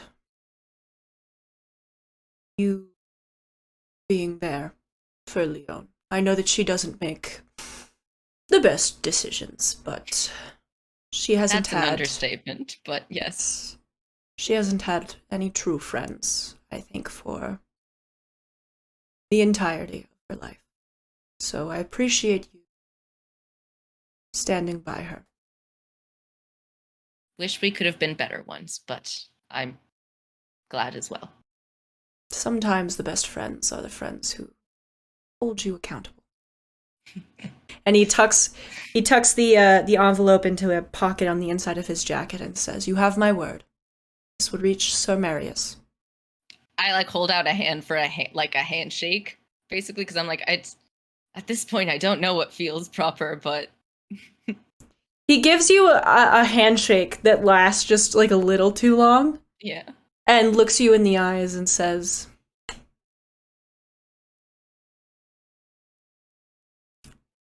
"For what it's worth, I do believe you would have had quite the skill with more advanced arcana if that had been your path." That actually means a lot. Thank you, Bertram. Although, You're quite welcome. I do maintain, use what you've got. Yes, and I maintain that it is baby magic, but... Well, baby magic can lead to greater things. Did give us whatever Leon's doing. I'm sure you probably started with baby magic. Oh, I'm a wizard. I didn't start with any magic. There you go. Well, I mean, neither did I.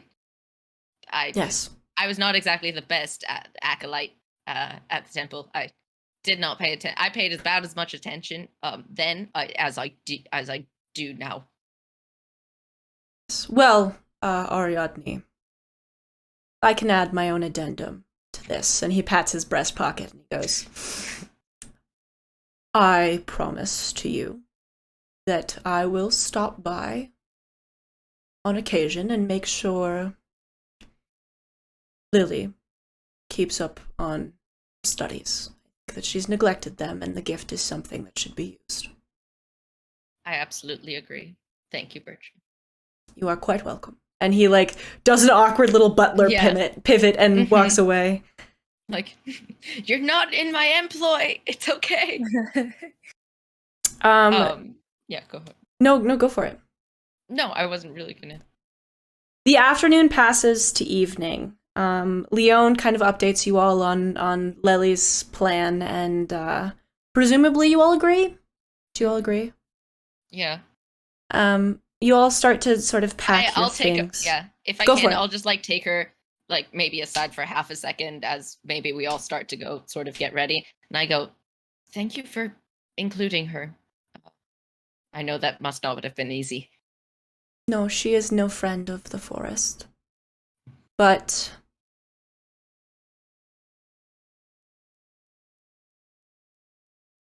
the trees whisper her name. And they whisper yours, too. And so, it is our duty to make sure you find your fate. And it seems that yours is not a happy one, so I thought maybe you would like a chance to say goodbye to the forest. I would. Thank you very much, Lily. Of course. And in case you were wondering why I waited so long for the option,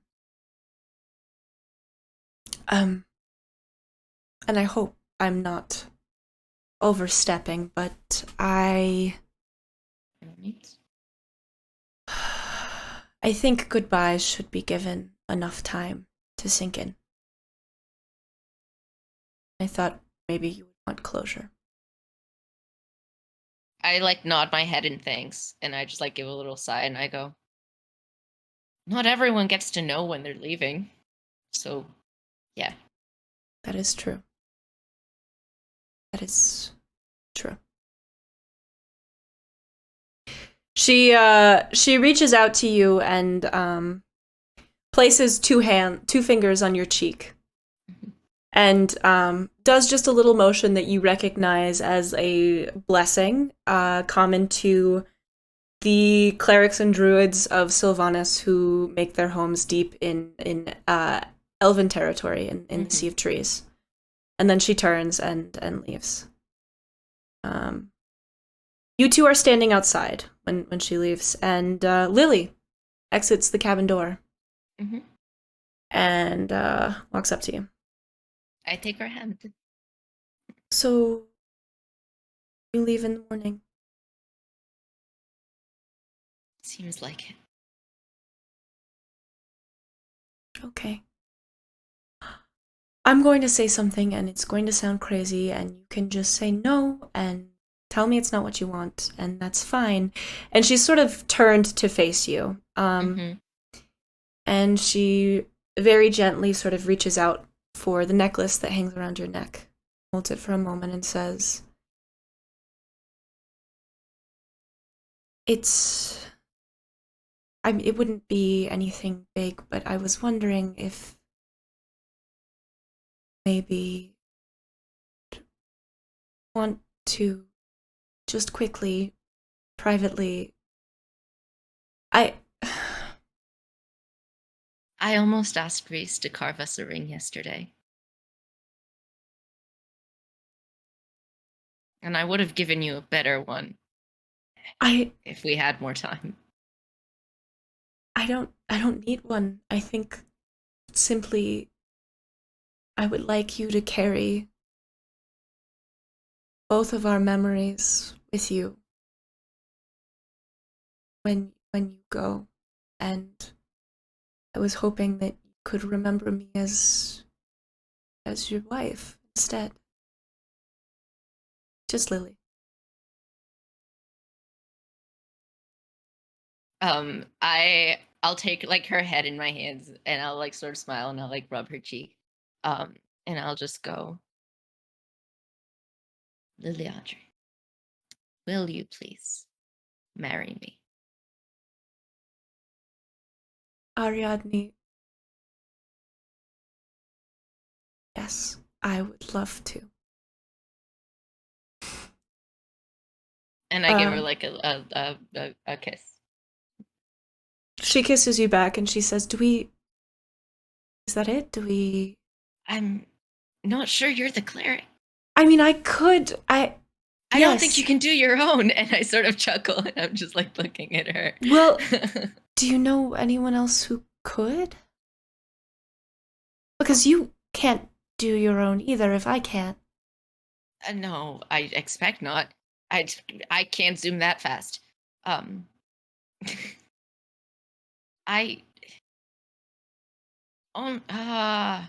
No, only one person, but who? And I just sort of look up to the sky, and I'm like, things could not be any more dramatically ironic. And I look down at her and I just go, technically, Leon is a paladin. Oh.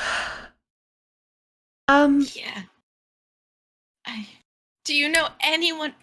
Can we call someone from another town? I mean, technically, Gris is both of y'all's gods, so. Yeah. I have a special spell called Ceremony. I guess, yes, she's going to be our... I don't really want to go through all of the halflings in the inn and ask them if... Ask if they can... And, I mean, Lily is... I don't know what she is, but she's got some kind of weird spiritual thing going on. I don't... She really does. I mean, I like her, but she makes me a little uncomfortable. Leon makes me a little... I mean, we could just ask. And then maybe she'll say no, and then we can just... We can ask the others. Maybe she'll say no, and we can ask everyone and then else. Yes, yeah. Okay. It would be rude not to ask her. Yeah, we should... Yeah, okay. I just, like, chuckle, Ariadne, I need you to know, if she ends up killing you after she's married us, that's... If you wrote our story down, I don't think you'd have to work another day in your life. Oh. And I just, like, kill that. And just, she tears up a little bit at that, and she's, like, smiling, but she looks like she's about to cry, and she goes, okay. Let's ask Leon. God. And I'll just, like, run my hand up and down her arms, and then I'll just, like, square my shoulder, and I'm like, fine. And I'll grab her hand, and I'll push open the door. The rest of you are gathered around the dinner table. Bertram is, like, sort of half cooking something, but it seems like he's burned out on cooking, and it looks like he's about to ask Gris to sort of take over the responsibilities. Leon's got her feet on the table, leaning back in a chair, mage hand holding a book so that she doesn't have to. Get your feet off my table. And she just turns the page. I've been doing this all week. And I've probably said that every time. My shoes are clean. And then she dramatically takes her feet off the table. Gris kind of, like, chokes, and she's like, your shoes shouldn't be clean. You should be touching dirt. At least I wear shoes, Gris. Yeah, I don't wear shoes because the earth is healing. Nightmare. Bare feet to earth is good for your soul. You know what else is healing? You healing should try spells. it. No. So I'm guessing her father was a high elf and not a wood elf? Very much so, yes. From what we know of him, yeah. Okay, all right. I'll just, like, squeeze Lily's hand, and we go, like, I'll take, like, the most dramatic deep breath. Everyone be quiet, basically. Leon looks away from her book. Yeah, what's up? I, like, I, like, have to look away for a second. And just, like, call all of, like, I spend key points just disciplining the core of my being. Leon is looking between Ari and Gris, like, what the fuck's going on? And then I'll look back and I go, Leon. Uh-huh. Are you qualified to perform a marriage ceremony? Leon's face lights up. Christmas tree. She's like, jaw on table. Shook. Leon is like, yes. Are you two? You can say no. And I look at Lily. I'm like, you can absolutely say no. Are you kidding? Of course I want to marry you too. We don't want, like, something big. We just thought maybe you could step outside and... Yeah, for sure. Whatever you want. Maybe Gris could witness and... Yeah, Leon is your choice. Well, as members of the clergy, it's sort of important to us that we're married in the eyes of age. I guess technically with Gris witnessing, we are getting married in the eyes of Silva. I don't like that you keep pointing that out. Gris, I would really prefer in the future have a very close connection with 12 gods that'll be witnessing your marriage. It's going to be the holiest marriage. But I do have to give you an option. In Dreamer's Grove, we do things a little untraditional. Reese has married people before. It's not like a... Reese like gives like a little thumbs up from across the table. It looks like he's drawing like some kind of crazy mushroom picture in like the corner of his notebook that Gris has been carrying around for so long. It's not any kind of mushroom that exists. This is fully just like Stoner Grandpa imagines a really cool mushroom and draws it on a piece of paper moment. I've married, I mean, it's the twig. We'd have to go gather some stuff from the forest. There's some twigs and some leaves and like a paste thing that you put on each other's faces. They just said they wanted traditional. I think that we're fine just with maybe a brief ceremony. Okay. I just thought the Leon thing could be a little, no offense, but thank you for making what wasn't super uncomfortable, Gris. In what world was it not already super uncomfortable? I don't know. I was trying to keep the levity there. Leon, it's gone. Also, we're kind of under a time constraint. Yes. If you haven't noticed. Okay, Leon? Let me go get flowers. And Gris runs out of the house to the woods to presumably collect flowers for like a bouquet. Did you think anything else was going to happen? No. Leon, can I speak to you very briefly in private? Yes.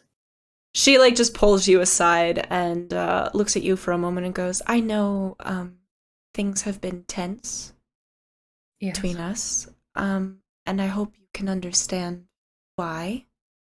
Yeah.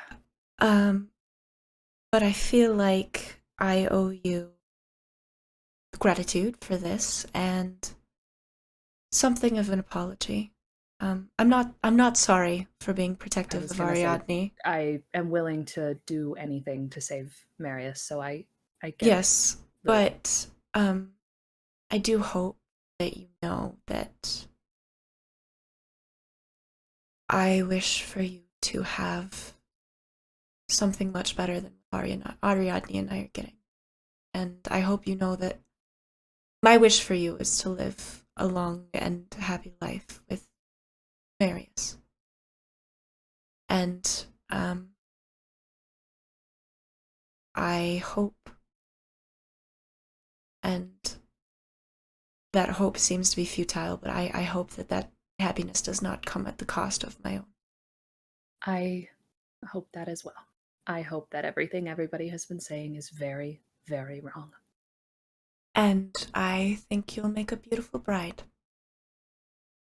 So are you going to shortly. Do you want me? Wait. Do you want me to enchant you to put a wedding dress on? I can do that. It's just a glamour, real quick.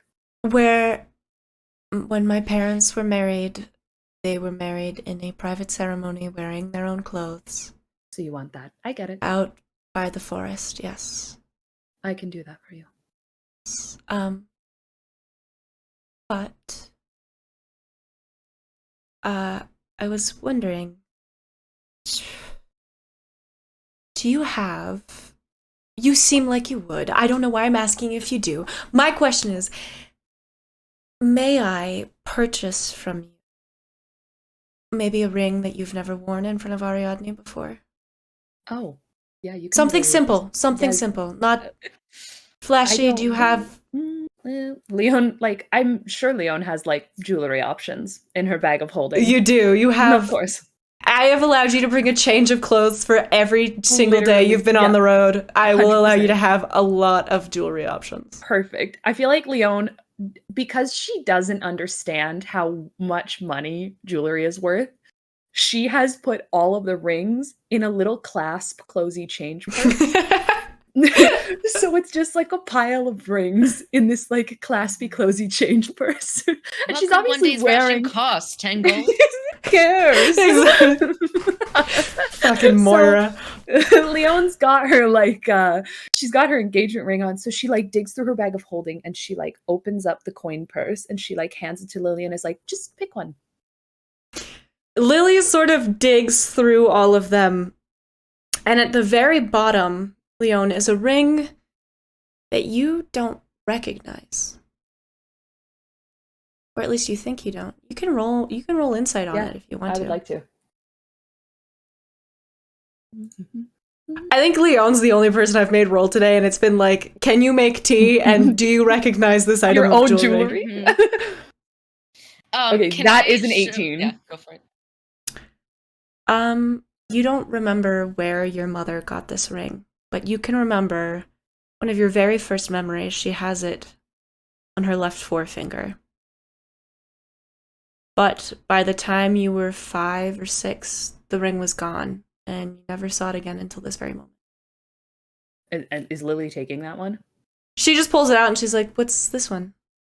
Oh, I think that might have been my father's engagement ring to my mother. "I don't want this one." Don't take it. She digs out another ring, and this one is very simple. Elegant, but it doesn't have any filigree or anything. It's just like a plain platinum ring. You'd bought it once when you were getting really into the concept of basics, but as jewelry. Mm-hmm. The idea that you dress up the jewelry with the outfit and not the other way around. Very majority of me. Yeah, it was like a very short-lived phase. You haven't used this ring since. And she goes, "Do you mind if I take this one?" Please. I literally haven't worn it in years. I went through like a minimalist phase. It didn't last very long. Perfect. She holds it to her lips and whispers something in Sylvan. It sounds like a blessing in the name of Sylvanus. And as she whispers it, you can see around the inside of the ring, little words seem to light up. And she goes, "Okay, I'm ready. Should we see if... Ari? She like calls across the room. Do you need to speak with Leon? I don't think so, but can I have basically sort of grabbed Gris's hand and taken him downstairs to the workshop and be like, how quickly can you make me something for Lily? Let me pull up his stats real fast. This is gonna be a roll. Mm-hmm. This is gonna be. I'm so sorry. The closure in your character's story depends on an old man being able to carve something very quickly. Yeah. Okay, but can he get advantage because he's stoner grandpa vibes right now? No. Yes, I'll give him artistic advantage. He gets advantage because it's for love. Exactly. I mean, he's got all of my tools and the workshop. Yeah, exactly. Let's see. Get down, baby. We're gonna make this a flat d20, and then I'll add on his wisdom modifier. So I guess I'll do a wisdom check. And we're gonna do it with advantage. Okay. Is a 6 and a 22. So thank Gris for giving him a brownie or something. Yeah. So he goes, "Oh." They tried something from the book about the pregnancy complications. Yeah, exactly. Before they gave it to Fiona, they tried it. Yeah. And you watch, this is a man who has been woodworking nonstop for like the last year. Like you watch him just go absolutely nuts. He goes, "Okay," after about 10 minutes of loud clattering, and says, "I had to use a little bit of forest magic, a little bit of, whatnot. Who? This is what I came up with. It's a very simple wooden ring. Smooth, and it's red in color. Whatever wood it came from is red." And he goes, "Do you want to engrave something on the inside, or just, do you want like initials?" I don't. Gris and I didn't have rings. She mentioned something about the paste and things, but I did see the chickadee you made her for her staff, so that seems very sweet. Yes, she was a hard woman to woo. I just want to put it out there. I had to give her a lot of gifts. That doesn't surprise me, actually. I'd be so persistent. I'm very glad you did. Yes, well, it's something of a good thing that I didn't know when to quit. Mm-hmm. And your ring. Do you want engraved? Do you sure. Anything? And Ari takes like a second thing and like just puts their hands against him. It's just like it's like this is it's like brain circuits firing, pistons full steam ahead. And then they like give a deep breath and they go, "Yes, actually, can you write inside, around it, inside, outside, wherever is easiest. May the inks of our song be indelible." Yes, I can write that. You want it in... I can do halfling, elvish, sylvan... I know Gris knows sylvan, but I'm assuming you do as well. Oh, yes, of course. Then in sylvan, pretty please. Of course. And he carves it around the inside of the ring. And then on the outside, he pauses for a moment and goes, I think there's one detail that would be nice to add. And he sort of goes to the corner of the workbench where Lily stores her paints that she paints on the furniture after you finish making it. And very carefully, eyeing a small chest of drawers across the room that is painted with her signature flowers, he paints the smallest little flower on one edge of the ring on the outside and says, I think it's perfect. I take his hand and I'm just like, thank you. Also, that was quick.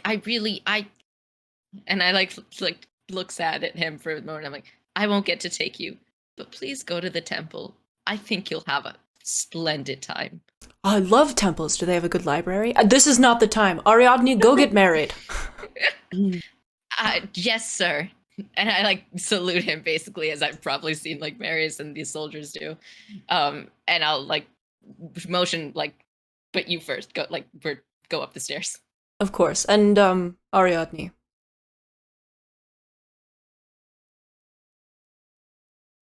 It is heroic to give yourself to someone else.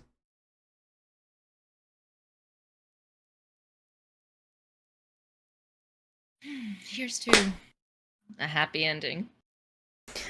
Well, I think happy endings are a little... or boring. I wouldn't mind boring, Gris, but I see your point. You don't mind it now, but when you're dying of old age in a cottage and can no longer go pursue your dreams, more ways than one, you will learn to appreciate the opportunities of youth. Although I do wish that you got a chance to watch your dreams grow old with you. He takes you upstairs. Gris! Yes? Lily walks out the door with Leon right as you begin to return. You have an armful of flowers. Just you picked all the best wildflowers. They're beautiful this time of year. Gris is going to quickly, pull some together. She kind of looks, doesn't like the color of one, kind of flings it over her shoulder, and then feels bad and kind of picks it up and puts it back in, her basket. And then she takes, some twine and kind of wraps it really quickly around the bottom and ties a hasty knot, and she hands it to Lily and she says, for you. And then she goes back down and she pulls a couple of blooms and a lot of greenery, a little bit of a fern, a couple of big large leaves, and she once again tries to kind of do a little tiny knot to tie them together, and then she digs into her satchel and pulls out a pin and kind of affixes it to the flower and holds it, and it's a little tiny boutonniere, and she's waiting for Ariadne to come out I got something. Lily takes the bouquet from you and tears up and says, thank you. Gris reaches out and kind of squeezes her hand a little bit, and she's like, of course I'm here for you. Okay? Thank you, Gris. You just remind me of my mother. Gris is watery eyes. Such a compliment, thank you. You and Leon and Lily sort of set yourselves up by the edge of the forest, and Ariadne walks out of the cabin, followed by Rhys and Bertram, who sort of follows at the tail end and is standing there a little awkwardly. He makes eye contact with Leon and goes, what's going on? Leon casts message. Ari and Lili are getting married. I'm doing it. Just paladin things, I guess. Oh, very good, Mom. And he does a little, you can see him screw up his eyes in concentration. and you watch as some of the trees sort of bend down to form a little archway I love him. at the entrance of the woods, with some various like pine trees sort of hanging down with their branches laden with pine cones. And he sort of goes, very well. Thank you. Just kind of gasps seeing what Bertram has done, and she's like, I would have done an arch if we had more time.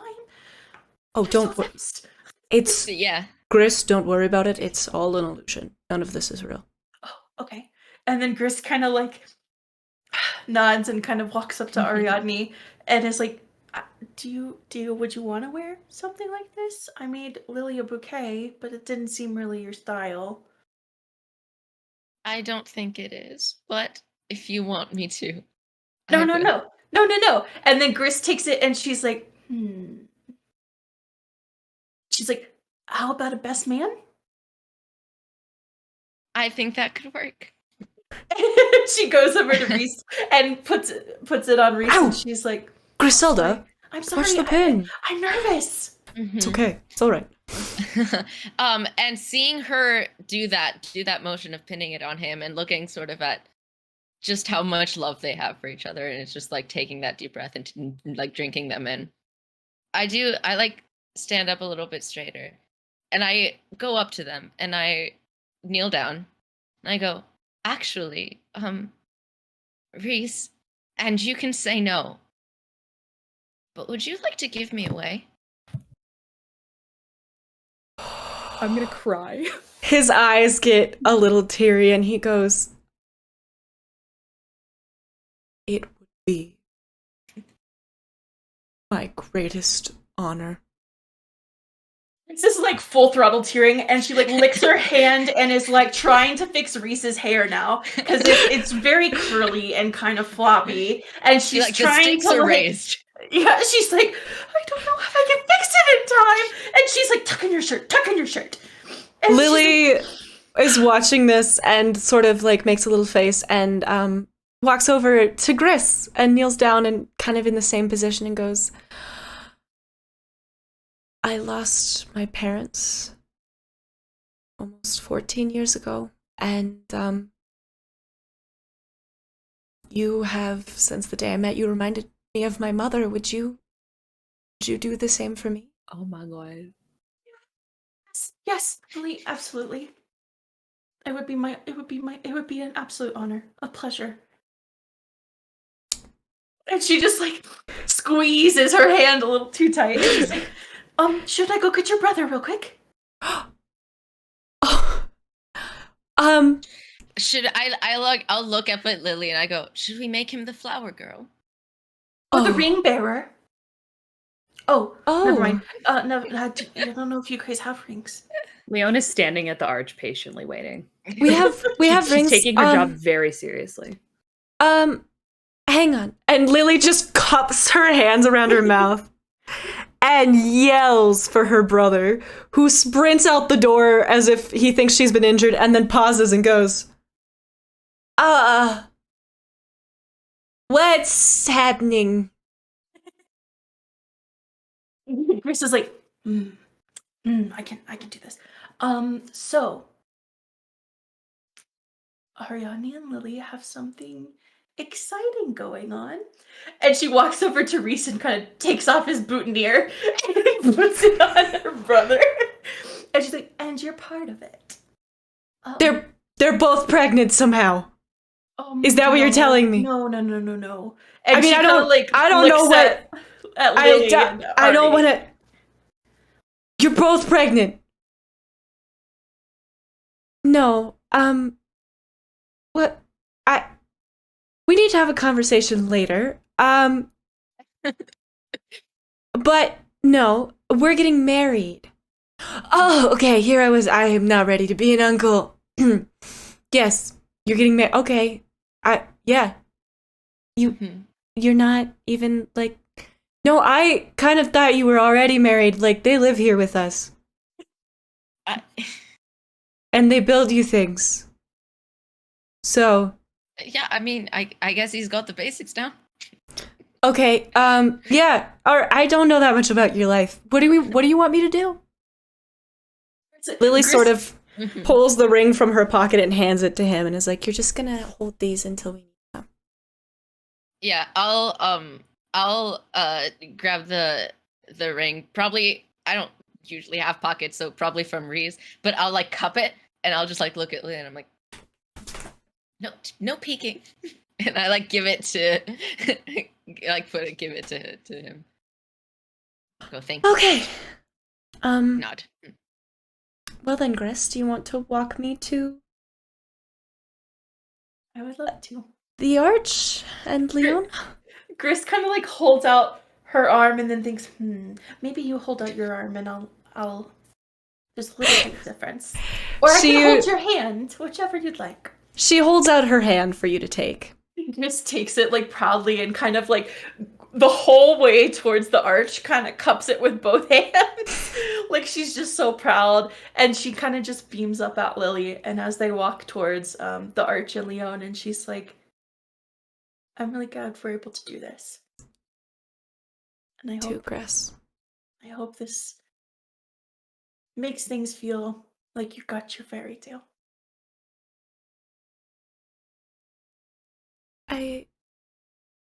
Yeah, Gris. Right now it feels like I got my fairy tale.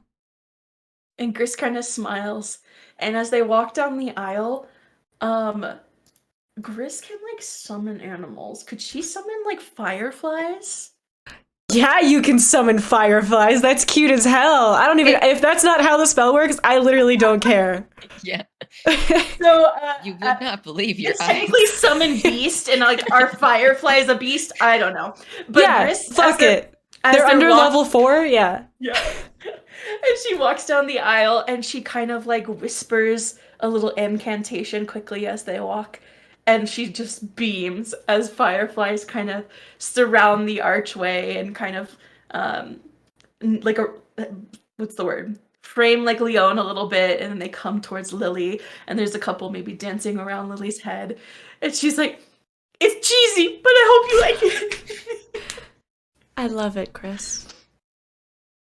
And she smiles and takes her to her place next to Leon and kind of squeezes her hand, and then she like stands to the side and just kind of beams. Rhys takes your hand, Ariadne, and says, Yeah. Shall we? We shall. All right. He walks you down the aisle, and as you approach Lily, he goes, I'm not your dad, but I'm proud of you, kiddo. I like look down at him and just sort of smile. And look back forward, and I'd be proud if you were my dad. Thank you, Ariadne. It's a lot.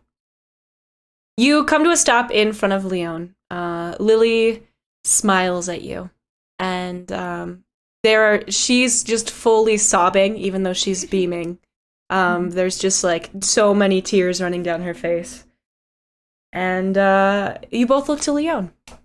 Leon, you get to cast ceremony, which involves... I made Ari do this the other day. Oh, now it's your turn. I'm ready. I've been waiting for this moment my entire life. I'm actually not ready. So Leon kind of looks to the fireflies and looks to Lily and Ari and says, Ariadne, Lily Audrey, please take each other's hands. They do. Yeah. Leon says, we are gathered here today to witness the marriage of Ariadne and Lily Audrey. This is not a traditional wedding. It's a little bit different. The script that I was taught, I've got to switch it up a little bit, given the circumstances. But what matters the most is the love the two of you have for each other. And that love is so pure and so good. It deserves to be recognized in this way. As the gods, with our witness on this evening, the gods will witness this union. There is one thing that I wish for the two of you. May the story of your love be told for centuries to come. You may exchange rings and kiss, and I pronounce you Ari and Lili, married. Lily's brother brings forward the rings, and Lily takes the sort of platinum one for Ariadne first, and holds it out to you to place it on your finger. And as she does, she says, Ari, no matter how you come back to me, I know you will always return here. And I will always be waiting.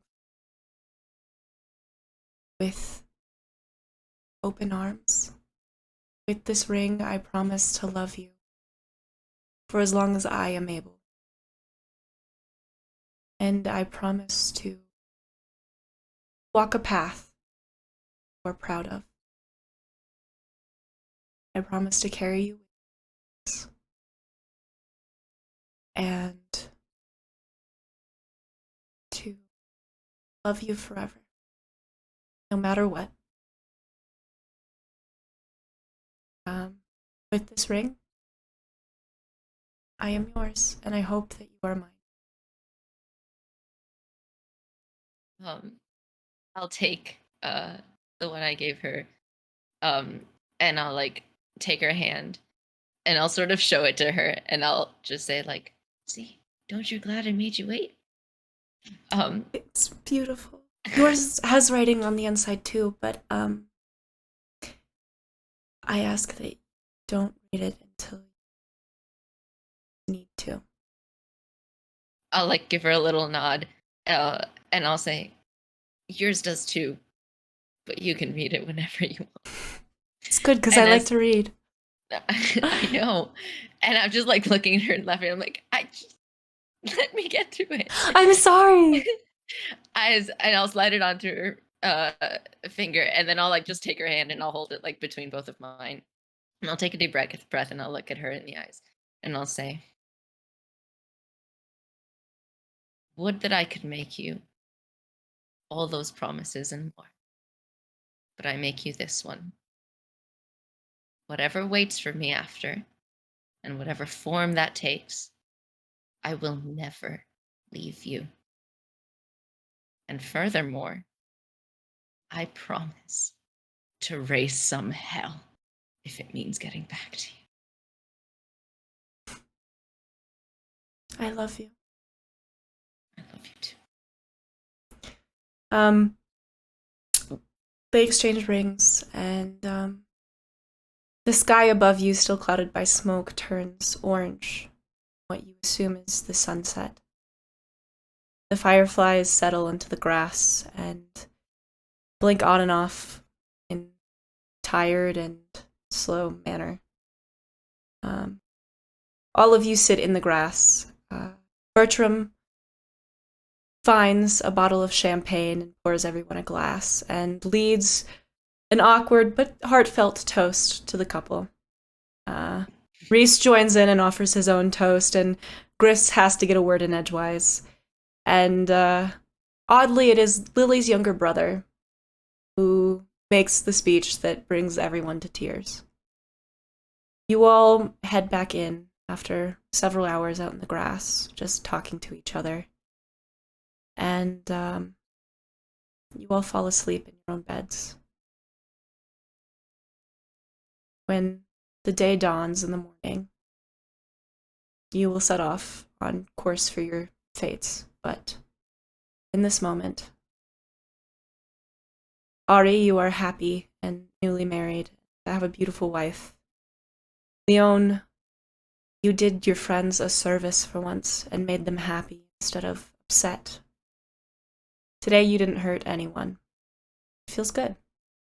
And Gris, today, for a few hours, you and Rhys were the parents that you never got to be. We'll be back next week for hopefully a little bit more of a lighthearted session. We'll see. I have a lighthearted one planned, but you never know. Many weddings. Yeah, 3 weddings and a funeral. We'll be back next week. Until then, be good to each other. Be sure to let us know what you thought of the episode in the Discord and on Twitter. And we'll be posting our old episodes on YouTube and on Spotify for those of you who want to catch up before our season finale, which is coming soon. So keep an eye on that. Thank you so much for being here, y'all. I'm sorry. I cried this episode. So a few times, actually. Thank you all for being here. And we'll see you soon. Good night, everyone.